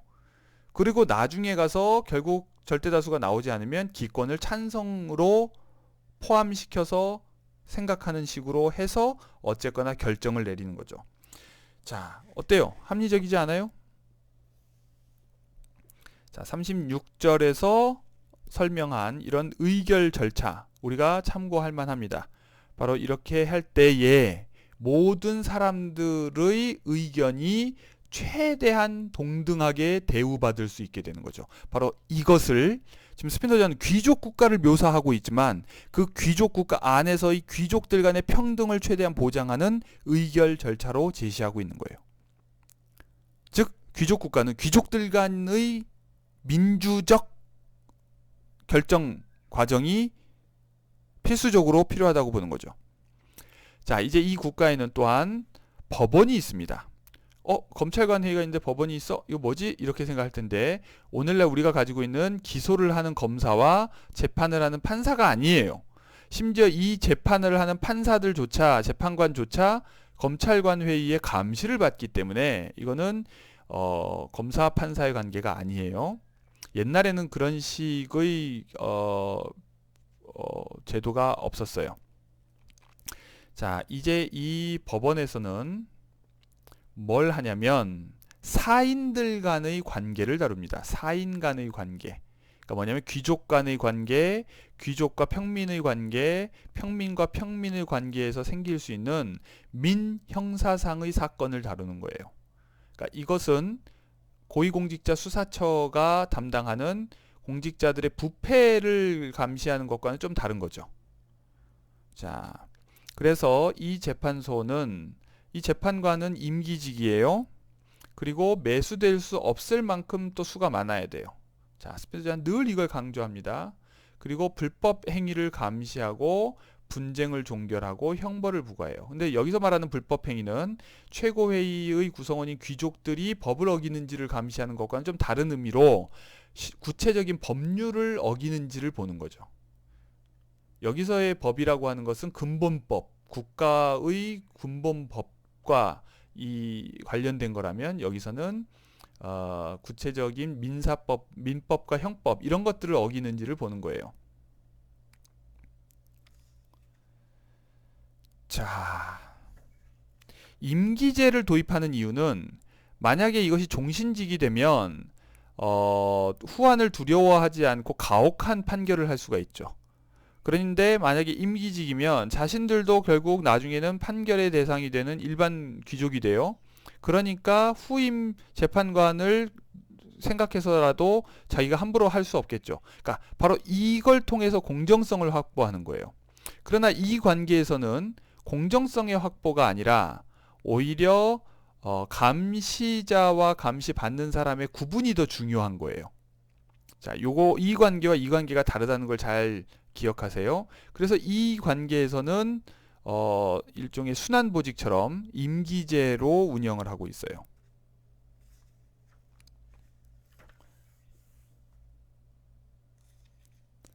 자, 38절로 넘어갑시다. 이 재판관의 수에 관해서 얘기하고 있네요. 매수될 수 있는 수보다 많아야 한다. 재판관의 임무는 어떤 사인이 다른 사람에게 불의를 행하지 못하도록 사전에 감시하는 것이다. 또 사인들 사이에 벌어진 다툼을 끝내는 것이다. 그런데 귀족도 사인이고 평민도 사인이기 때문에 이들 간의 민사사건, 형사사건이 벌어졌을 때 근데 이 재판관은 귀족이기 때문에 귀족 편을 들 수 있죠. 그럼 평민들이 억울하다고 생각하고 판결이 공정하지 못하고 유전무죄, 무전유죄 뭐 이런 식의 생각을 하면 또 그 무슨 사건이에요? 그 말 한 사람 유전무죄, 무전유죄 했던 사람 그 사람 사건과 같은 일이 벌어지는 거죠. 그러니까 그것을 막기 위해서는 재판관이 공정하게 재판을 했는지를 감시하는 일이 필요한 거예요. 그래서 이 검찰관 회의는 동시에 평민들의 권리를 보호하는 호민관과도 같은 역할을 한다는 거고, 이 평민들은 부당하게 뭔가 대우를 받았다고 생각하면 또는 이들이 비리를 저지르고 있다. 이 원로회의의 구성원이건 법원의 구성원이건 이런 사람들이 비리를 저지르고 있다. 그렇게 해서 우리가 피해를 본다. 그러면 이 검찰관들한테 고발을 할 수 있는 거예요. 그것도 몰래. 자, 뭐 이런 제도적 설계를 하고 있습니다. 자, 39절에서 바로 이 법원 내 재판관을 뽑는 방식에 관한 설명이 있는데요. 뭐냐면 이 귀족을 뽑을 때도 마찬가지지만 동족을 뽑지 못하도록, 같은 씨족을 뽑지 못하도록 금지하는 것은 너무 억지스럽다 이런 얘기를 했어요. 다만 그냥 자연스럽게 다른 씨족을 선발하는 것도 가능하도록 하는 어떤 법 이런 것만 이제 제정하면 충분하다 뭐 이런 거였는데, 그래서 이제 여기서 무슨 얘기를 하냐면, 자 39절에서는 다만 혈친인 두 사람이 동시에 법원에서 재판관으로 일하지 않도록 않도록 하기 위해서 친척을 추천하지만 못하게 하는 거예요.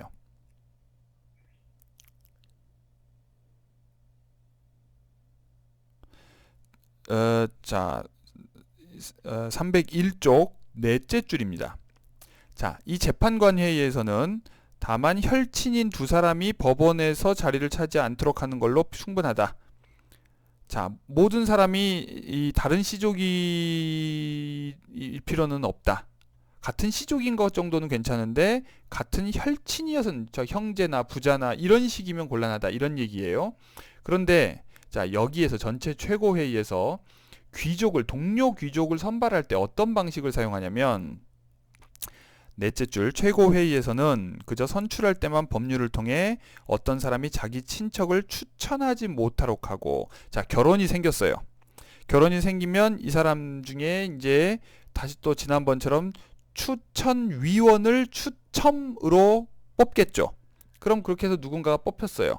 그래서 자, 귀족들을 추천해 보십시오. 귀족 후보를 이렇게 얘기할 거 아니에요.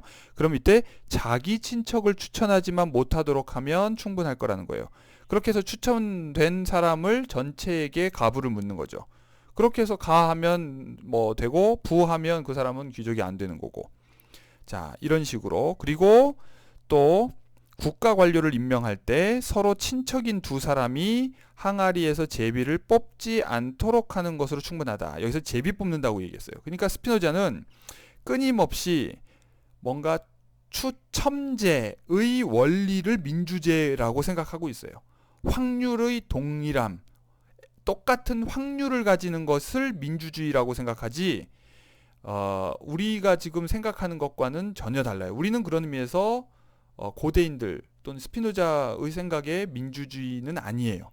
이건 대의 제도지, 대표 제도지 민주제도는 아니에요. 자, 아무튼 40절로 넘어가 보겠습니다. 40절에서 이 재판관들이 민사나 형사에 대해 그들이 내린 판결이 절차를 지키고 당파적 열심과 무관하게 내려졌는지 이걸 심리하고 판단하고 결정하는 일을 검찰관들이 한다. 아까 얘기했죠? 검찰관들이 이 법원의 판결을 심사한다. 자, 41절 내용은 이제 수입과 관련된 얘기입니다.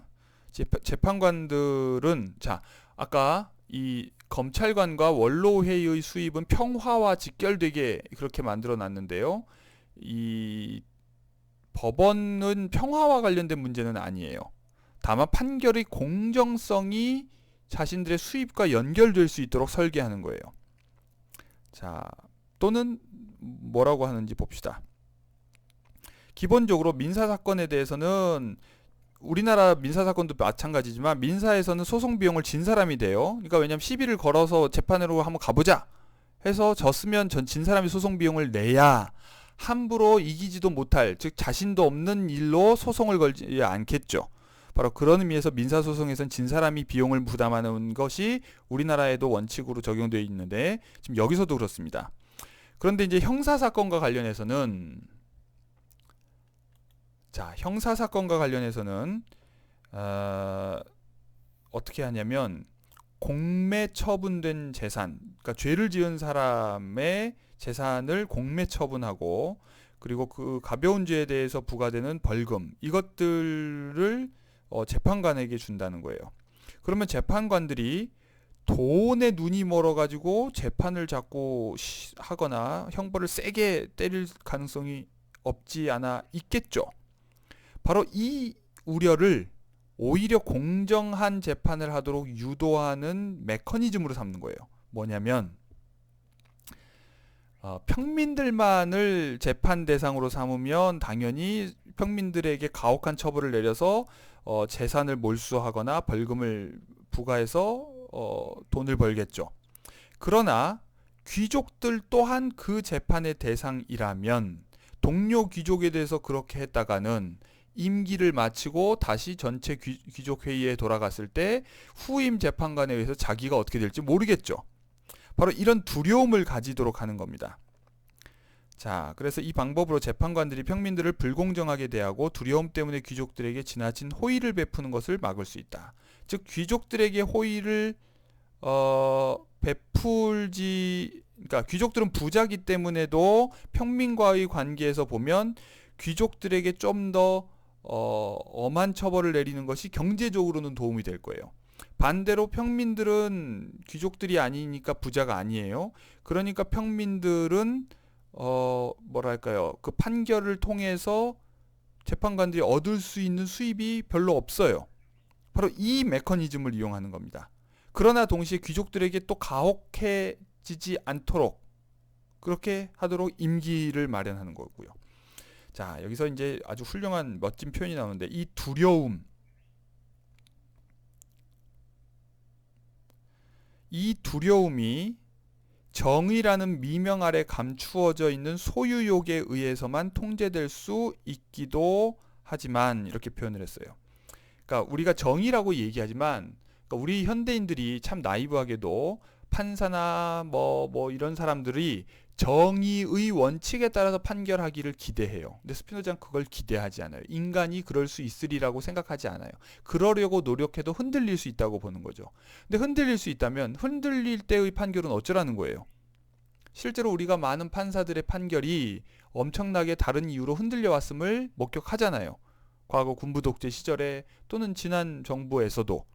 그러니까 정의라는 미명 아래 무엇인가를 다들 감추고 있다고요. 자기 이익이라고 하는 것을 감추고 있는데, 오히려 그 이익을 부정하기보다는 인정하고 그 이익 동기, 이익 추구 노력을 통해서 오히려 공정한 판결이 나올 수밖에 없도록 뭔가를 조치해야 된다는 거예요. 그것이 뭐냐? 다른 귀족들에게 보복당할 거라는 두려움, 바로 이런 것들을 이용하는 거죠. 또는 소유욕에 의해서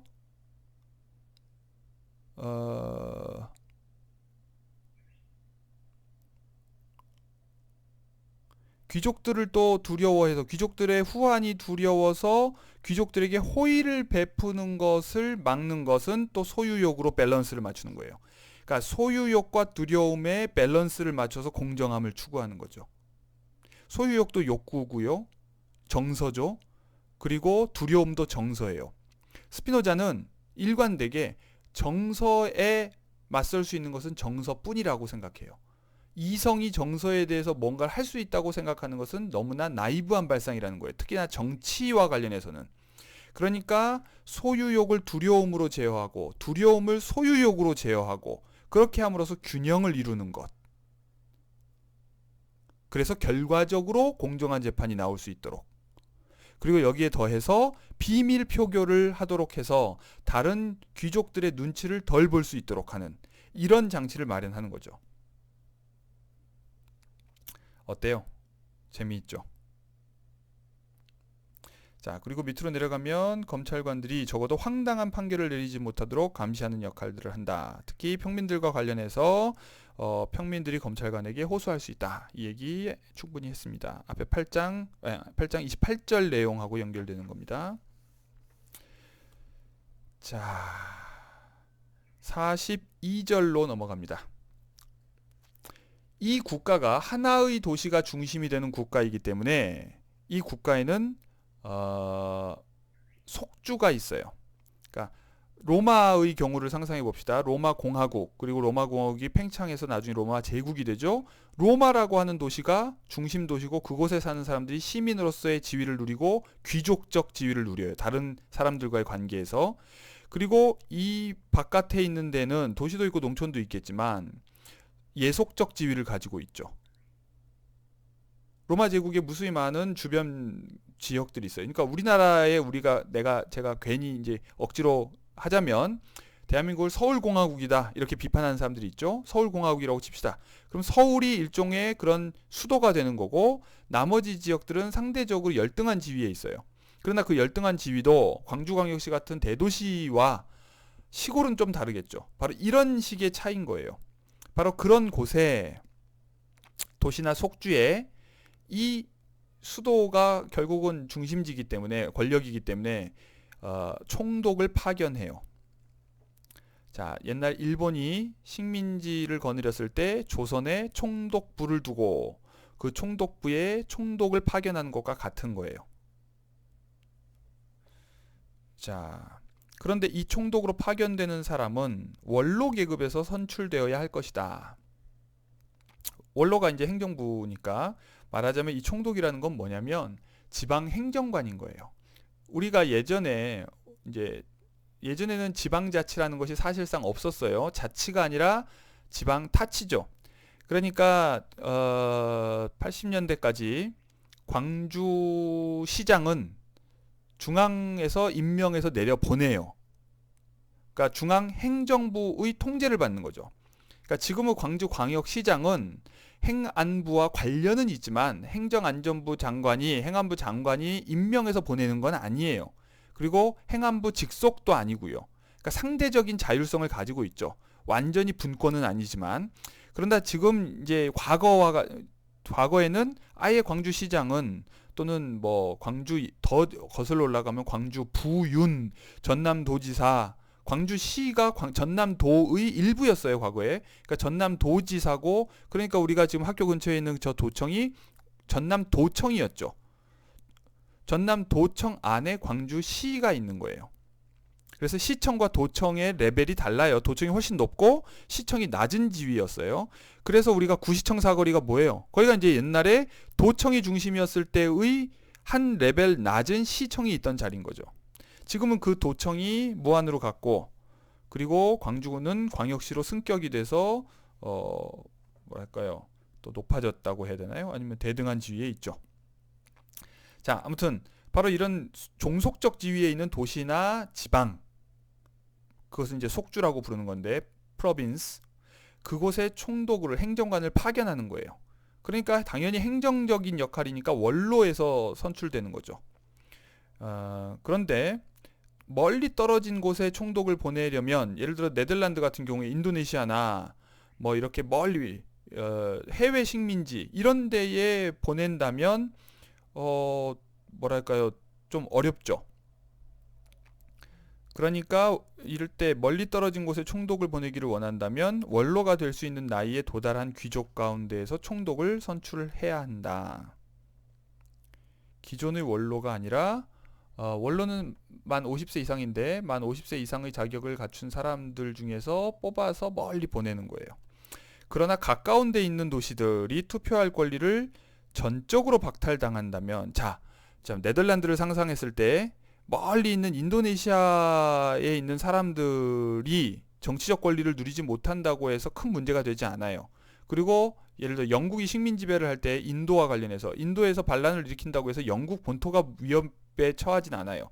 그러니까 인도에 어떤 정치적 권리를 주지 않아도 큰 문제가 없고 영국의 총독이 파견돼서 지배하죠. 홍콩도 중국으로 반환되기 전까지 영국의 총독이 파견돼서 대리 통치를 했어요. 바로 이런 논리인 거예요. 그리고 홍콩에 어떤 정치적 권리를 주지 않았다고 해서 영국의 본토의 안전이 위협받거나 그러진 않아요. 왜냐하면 워낙 멀리 떨어져 있기 때문이죠.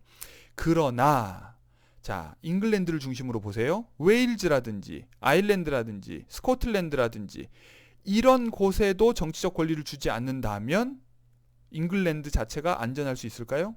그렇지 않죠.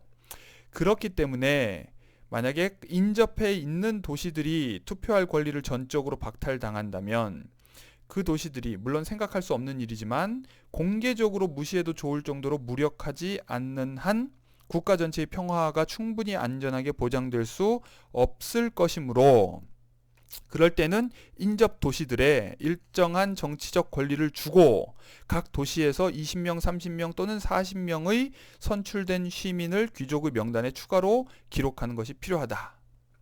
자, 뭐가 떠오르나요? 예전에 일본이 한반도를 지배할 때 바로 조선에 대해서 똑같이 이런 제도를 도입했죠. 그래서 조선의 구귀족들 중에서 일부를 일본의 귀족 자귀를 주는 거예요. 그렇게 해서 일본의 참의원인가요? 거기에 의원으로 들어올 수 있도록 하는 거예요.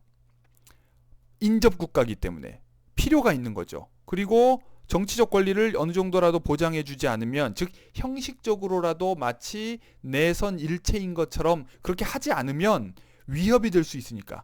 가까이 있는데 그렇지 않은 나라를 상상하기는 쉽지 않다는 거예요. 그러니까 그렇게 해서 이 정치적 권리를 두어서 그 리스크를 관리해야 한다는 거예요. 철저하게 영리하게 계산하고 있는 거죠. 이것이 바로 통치, 지배의 기술이에요. 그래서 일정 규모, 예를 들어 지금 전체 귀족이 5,000명이니까 바로 이 인접도시의 경우에는 기껏해야 30명, 40명. 물론 도시의 크기에 따라 더 많거나 더 적어야 된다. 그러나 어쨌든 수도인 핵심 도시만큼 많거나 그럴 수는 없겠죠. 사이즈가 그보단 작지만 어쨌든 크기에 비례해서 어느 정도의 귀족 선출권을 주는 거예요. 그래서 뭐 그것도 이제 선발 방식은 마찬가지겠죠. 명부를 만들면 최고회의에서 선발하는 방식일 수 있어요. 어쨌든 그렇게 해서 선출된 시민을 귀족 명단에 추가로 기록하고 다시 그들 가운데서 3명, 4명 또는 5명이 해마다 선출되어야 한다. 이들은 이 원로회의에 속하며 그중 한 사람은 종신으로 검찰관이 된다. 자, 그러니까 3명, 4명, 5명을 뽑는다는 얘기는 2명, 3명, 4명이 원로회의에 들어가는 거예요. 그러니까 10분의 1 정도가 원로회의가 되는 거죠. 그 나라의 귀족의 10분의 1은 원로회의에 들어가고, 그리고 한 명은 검찰관 회의. 즉 어쨌거나 지방의 몫을 인정하는 거예요. 지극히 합리적이죠. 우리가 피지배자일지라도 어떤 몫을 가지지 못하면, 우리가 참여하면 책임감도 가지게 되고 뭔가 일부라는 느낌이 협조하게 되죠. 바로 이런 원리, 사람들의 이 정서적 원리를 이용하고 있어요.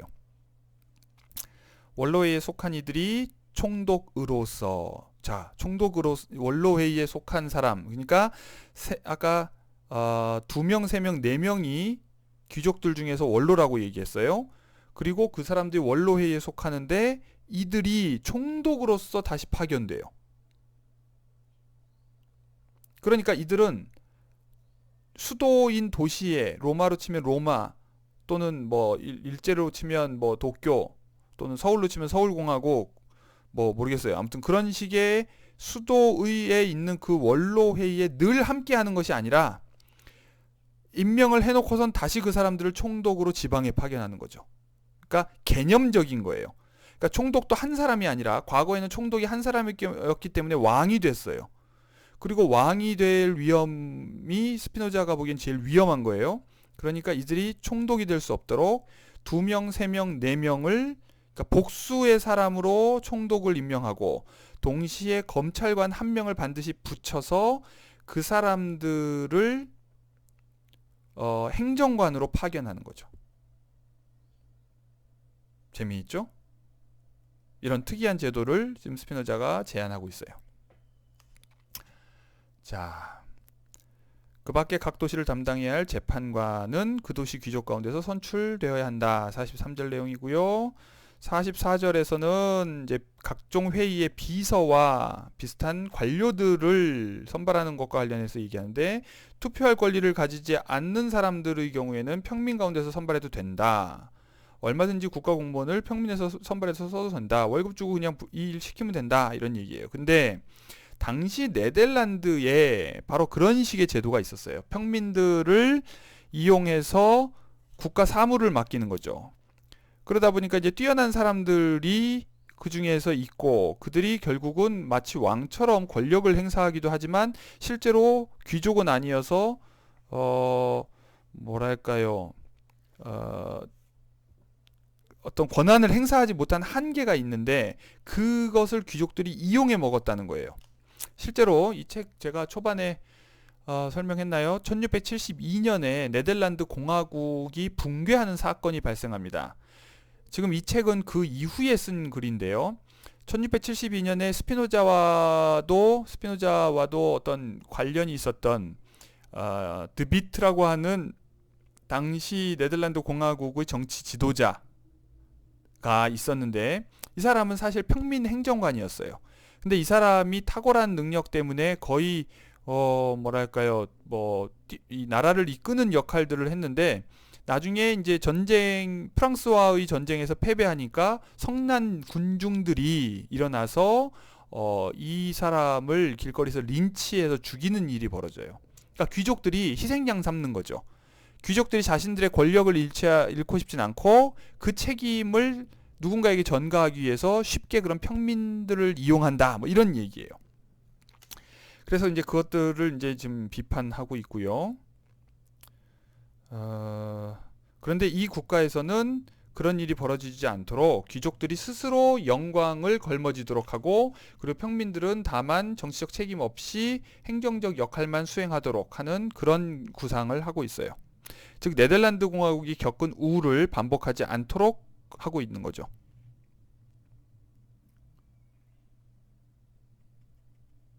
자, 309쪽 밑에서 5번째 줄을 봅니다. 국가의 최고 권력은 모든 귀족의 수중에, 그러나 권위는 검찰관들과 원로회의의 수중에, 마지막으로 원로회의를 소집하고 공동의 안녕에 관계된 안건을 제출할 권리는 원로회의에서 선출된 집정관들의 수중에 있다.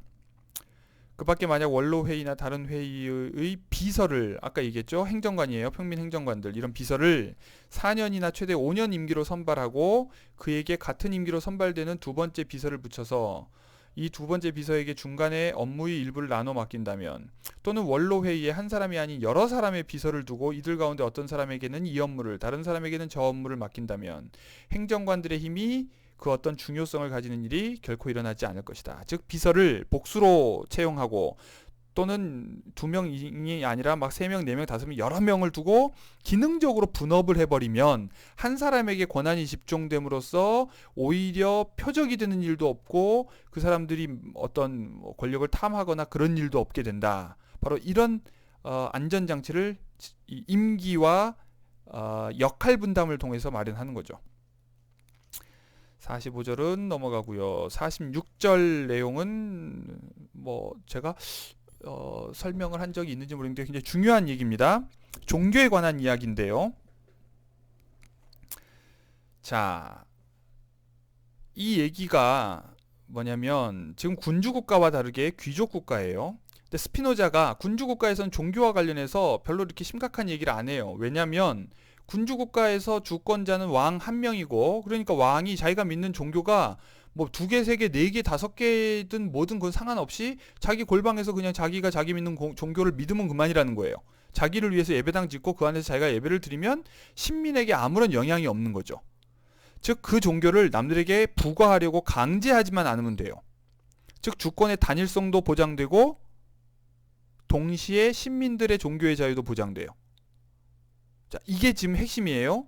왜냐하면 시민들을 억압하는 일들이 종교 때문에 벌어지곤 했거든요. 스피노자가 중요하게 보는 게 뭐라고요? 주권자들 간의 평등, 그리고 치자와 피치자 간의 힘의 균형. 그러니까 종교가 이것과 관련해서 문제를 일으키는 요소가 되지 않도록 해야 되는 거죠. 그럼 귀족 국가에서는 어떻게 하느냐? 귀족 국가에서는 주권자가 귀족들이란 말이에요. 5,000명 이상 되는 이 귀족들이 하나의 종교를 믿어야 된다. 자, 이게 어떻게 가능할까요? 실제로 이미 스피노자가 살고 있던 시대는 종교가 여러 개로 쪼개진 상황이에요. 카톨릭 시대가 아니라 가톨릭과 프로테스탄트가 나눠지고 프로테스탄트가 또 나눠지는 이런 상황이란 말이에요.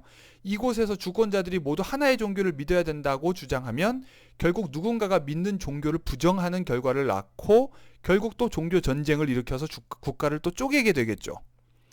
그 방법이 뭐냐?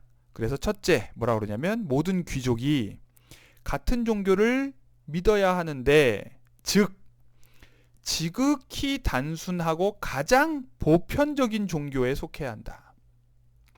자, 스피노자는 바로 이 귀족들에게 하나의 메타 종교를 부과하는 거예요. 기존에 자기들이 믿는 종교와 병행할 수 있는 하나의 포괄 종교예요. 추상적인 종교죠. 그래서 이 종교는 모든 귀족들이 이미 믿고 있는 종교들의 교집합이어야 돼요. 최대 공약수. 그러니까 지극히 단순할 수밖에 없고 가장 보편적인 거죠. 바로 이 종교를 모두가 믿음으로써 정신적 통일성을 확보하는 거죠.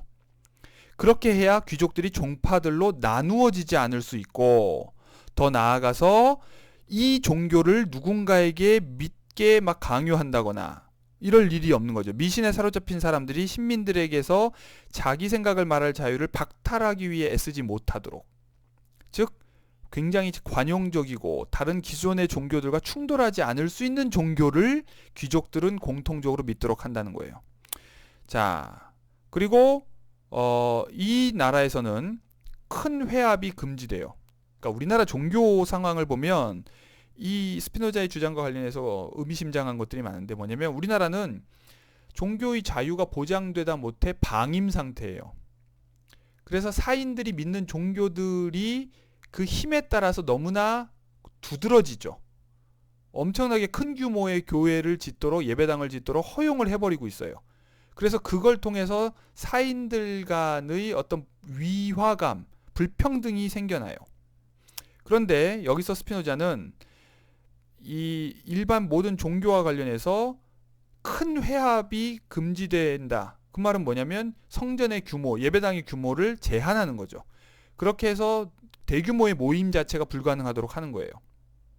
그래서 일정한 규모의 작은 성전이고, 대신 국가 종교, 국교, 조국의 종교라고 여기서 표현을 하고 있는데, 아까 모든 이 귀족들이 믿어야 하는 그 종교와 관련해서는 아주 크고 호화로운 종교, 그러니까 레벨이 다르다는 것을 딱 보여줄 수 있도록 하는 거죠. 그런 의미에서 우리는 레벨이 다른 것처럼 보이는 종교가 사적인 종교이기 때문에 문제인 거예요. 국가와 관련된 종교가 오히려 그렇게 웅장해야 되죠. 그게 뭐냐면 헌법 정신을 뭔가 보여주거나 시각화하거나 사람들의 애국심을 고취하거나 이런 것들이 커야 되고, 오히려 그것과 비교해서 경쟁이 될 만한 사적인 그런 것은 철저하게 사이즈를 제한해야 하는 거죠. 자, 여기서 국가 종교는 그래서 철저하게 귀족들 중심으로만 운영됩니다. 왜냐하면 귀족들을 위한 종교이기 때문이죠. 자, 이와 관련된 이야기는 할 얘기가 많지만 여기서 이 정도로 마무리하겠습니다. 자, 47절에서는 축좌로 귀족들과 평민을 구분하는 의상, 이런 것들을 도입하고 있고요. 그리고 귀족의 신분을 유지할 수 있는 제도적 장치들, 왜냐하면 주권자들의 수가 줄어드는 것은 어쨌든 나쁜 것이기 때문에 주권자들이 스스로 잘못해서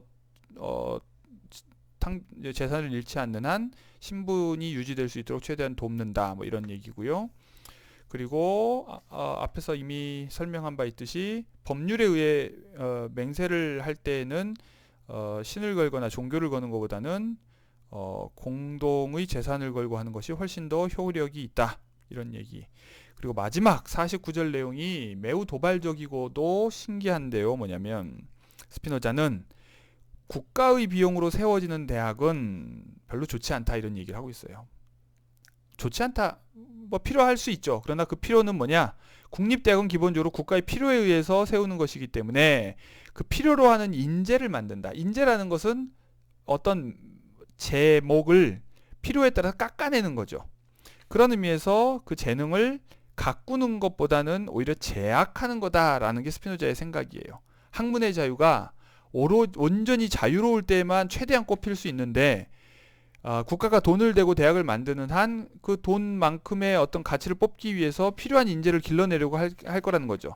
오늘날 그런 의미에서 사립대학은 사립대학대로 등록금을 낸 사람들의 요구에 종속되고, 국립대학은 국립대학대로 국가의 요구에 종속되고, 또 기업이 돈을 대는 대학은 대학대로 기업의 요구에 맞는 인재를 길러내도록 요구받고 있어요.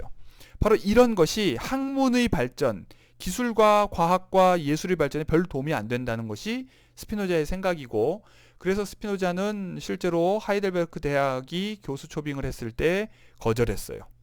내가 온전히 학문의 자유를 누릴 수 없다고 생각해서. 그래서 어떨 때 가장 학문이 발전할 수 있느냐? 자기 비용으로, 자기 명성을 걸고 이루어진다면 그때 과학과 기술이 가장 잘 발전할 것이다. 그리고 실제로 스피노자는 자기가 돈 벌어서 자기 이름을 걸고 자기와 함께 생각을 공유하는 사람들을 모아서 일종의 이제 스피노자 서클을 형성해서 그 안에서 연구하고 토론하는 방식으로 자기의 학문 활동을 했어요. 그리고 그때 가장 자유롭게 본질을 탐구할 수 있다고 생각한 거죠. 자, 이와 관련해서 나중에 다시 다루겠다고 해놓고선 죽어버렸기 때문에 매우 아쉽네요.